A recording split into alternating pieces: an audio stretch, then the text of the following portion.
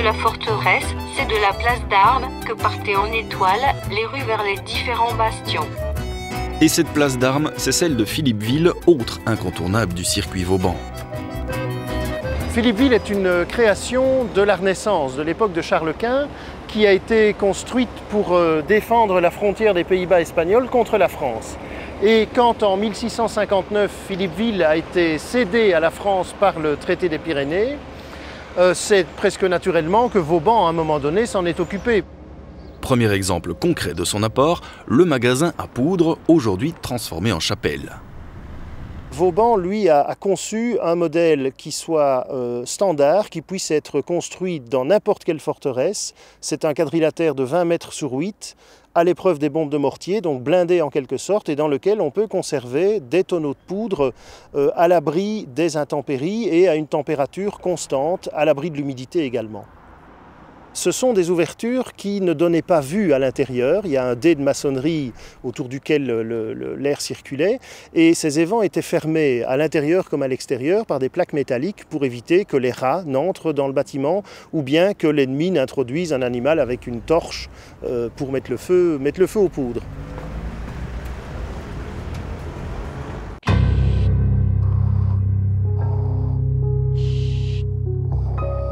On est ici pratiquement à l'extérieur des murailles. Donc ce sont des souterrains de combat dans lesquels on ne descendait que pour déposer, d'abord écouter la progression des mines ennemies éventuelles et puis déposer des charges de poudre pour faire exploser l'ennemi avant qu'il ne fasse lui-même exploser le rempart.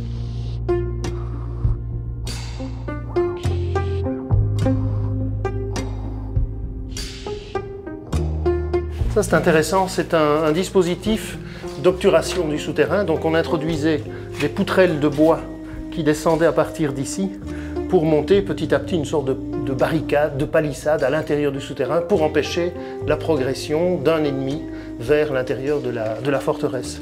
Ce sont des dispositifs assez rares.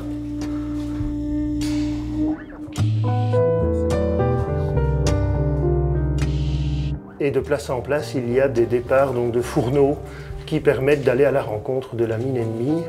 Fourneaux qui étaient soit préparés ici déjà maçonnés, soit dans certains cas qui étaient simplement amorcés et les mineurs alors devaient saper, travailler.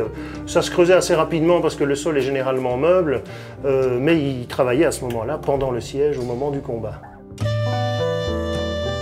Voilà un évent d'évacuation des fumées et d'oxygénation et de ventilation de la galerie parce qu'il faut évidemment respirer.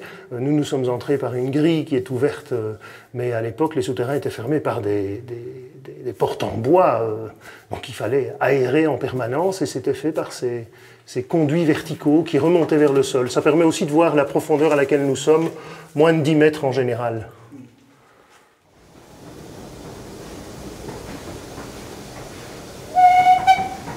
D'un tunnel à l'autre, c'est un autre pan d'histoire qui s'offre à nous.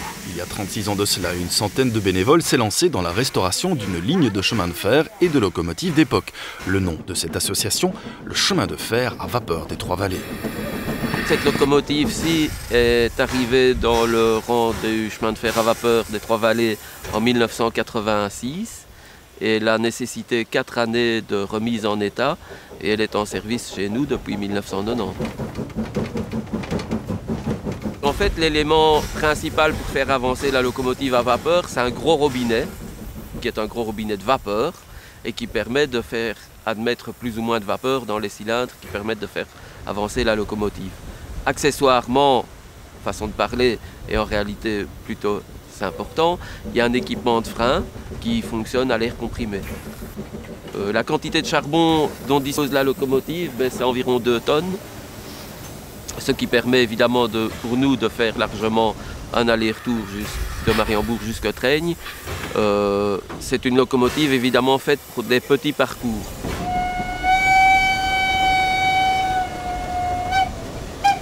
Qu'est-ce qui vous pousse, vous, à vous salir dans une loco comme celle-là? Le plaisir de faire vivre des trains anciens, bien sûr. Et puis le plaisir que ça roule et que ça plaise aux gens qui nous visitent.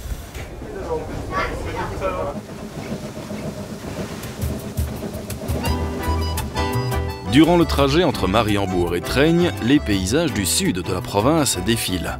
L'occasion pour nous de découvrir une autre curiosité géologique appelée le Fonderie des Chiens. Le Fonderie des Chiens, un phénomène naturel caractérisé par l'effondrement de roches calcaires suite à l'infiltration des eaux, un lieu unique en tout cas. L'arrivée du train à vapeur en gare de Traigne, elle, est prévue sur le coup de 15 h. Traigne, un petit village comptant pas moins de 4 musées, dont l'espace Arthur Masson. Bonjour et bienvenue dans le village des Trignoles. Ici, dans ce parcours spectacle, c'est tout l'univers du poète wallon qui est dépeint, de son personnage principal en particulier, Toine Culot. Arthur Masson, c'est un écrivain régionaliste qui a parlé des gens du pays, de la région ici, des gens du peuple. On est dans les années 30, à Trignoles, donc le lieu créé par Arthur Masson pour sa série de romans. Et en fait, ici, ici on est sur la place du village de Trignoles, où on attend l'arrivée du Tour de France. Et puis on va aller de scène en scène, c'est-à-dire de maison en maison dans le village. On va passer dans une ferme, on va passer à la droguerie, au grenier des contrebandiers, au bureau du maire, chez le médecin. Chaque scène présentée dans ces salles nous replonge dans la réalité d'une époque. Exemple, l'école, qui en 1932 voit l'introduction de cours obligatoires de deuxième langue. Chaque scène est de l'introduction à la vie en Ardennes à cette époque-là. Retour vers Namur et halte quasi obligatoire par le Castel à Fosse-la-Ville. Une histoire familiale que ce Castel, repris depuis 26 ans par Jean-Louis Maty, formé à l'école hôtelière de Genève. Au départ, c'était principalement une petite pension de famille, quoi. J'ai repris l'entreprise familiale, tout compte fait. Et on avait 6 chambres, il y avait une toilette commune, il y avait une salle de bain pour les 6 chambres. Enfin, c'était comme dans le temps, quoi.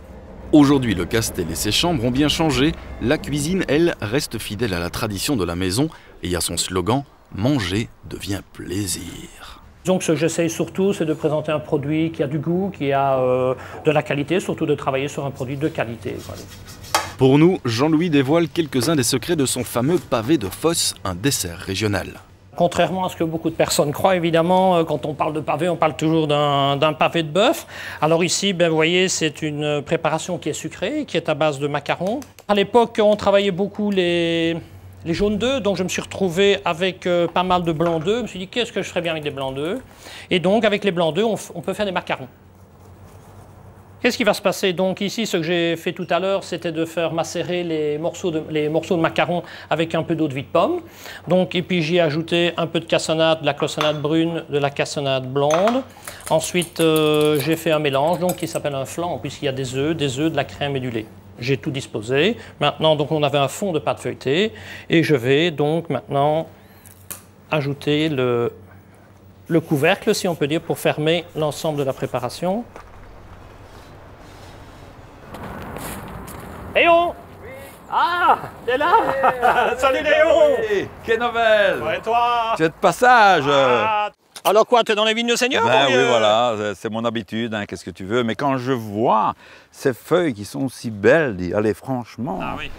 Grâce à Jean-Louis, c'est donc un autre personnage bien particulier que nous rencontrons, Léon Brouillère. Ancien banquier, retraité depuis quelques années, Léon s'est entêté à planter de la vigne au beau milieu de la Basse-Sambre. C'est vraiment une aubaine. Pour nous, ce sera aussi l'occasion de faire découvrir, parce qu'on dit toujours c'est le pays de la bière, mais tout compte fait, hein, on a quand même autre chose que de la bière. Hein, donc, voilà. Et c'est vrai que le produit est très bon, donc il faudra en faire la promotion. Mais maintenant, je ne sais pas si Léon pourra nous garantir une quantité suffisante. On se calme, on se calme. Hein. Quelle est la production, Léon?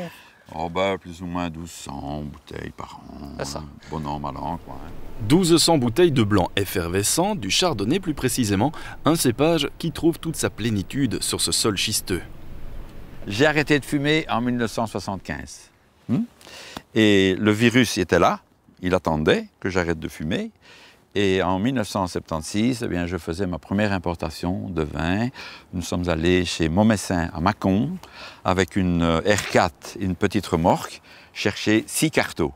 Ah oui. Un carton, c'est 52 litres, 73 bouteilles, et hop, c'est parti. Le virus était lancé. Ne croyez pas un seul instant que cette production n'est que folklorique et artisanale. En quelques années, Léon a réussi à améliorer sans cesse la qualité de son vin. Un travail couronné d'ailleurs en 2006 par une médaille d'argent au concours de Bruxelles. Nous avons ici un puits central, oui, tu pars bien du fond. C'est ça. Et ce sont des verres qui ont été poinçonnés justement pour provoquer cet accrochage du gaz carbonique. Hein. Okay. Bon, c'est un peu de tricherie si on veut, mais enfin, l'examen visuel est génial, quoi. Hein. C'est que on doit avoir cette finesse. Et sur la robe, qu'est-ce qu'on peut dire alors? C'est une robe pâle, ça? Oui, ça, la robe est très légère, légèrement jaunâtre. Mais à mon avis, ce qui va être plus intéressant, c'est au nez, pomme verte. Oui, tout à fait. Donc la minéralité du sol donne un peu de fraîcheur, entre guillemets, de l'acidité, mais qu'on n'aime pas de dire. Et je me retrouve vers le côté pomme verte. Ou alors, il y a aussi des personnes qui me disent la poire. Pour nous, le périple du jour s'achève petit à petit là où il avait débuté, à quelques encablures de la citadelle de Namur, sur le port d'Amé. Jean-Luc Delaby propose en effet à ses visiteurs de découvrir le cours de la Meuse grâce à des embarcations sans permis.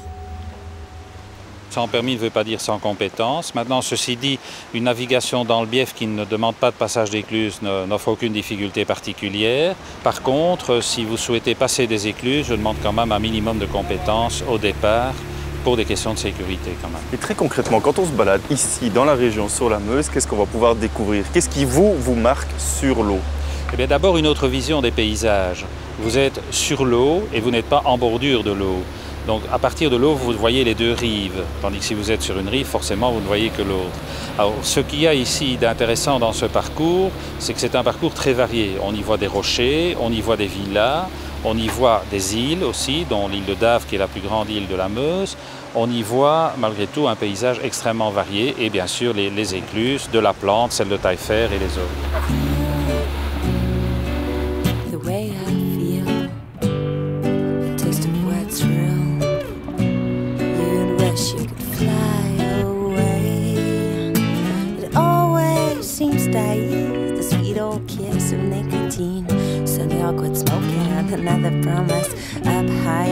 Un au revoir typiquement à la bonne franquette et typiquement namurois avec deux des personnages populaires de la ville, Joseph et François, créés par Jean Legrand et qui ont fait les beaux jours et les délices des lecteurs du quotidien Vers l'avenir. Alors ça c'est le bon sens local, celui d'une époque où on avait encore le temps de rouer les bâtias, de regarder passer les bateaux ou de déambuler dans les rues de la bonne ville, mais lentement, hein, très lentement. Vous connaissez l'autre symbole de Namur.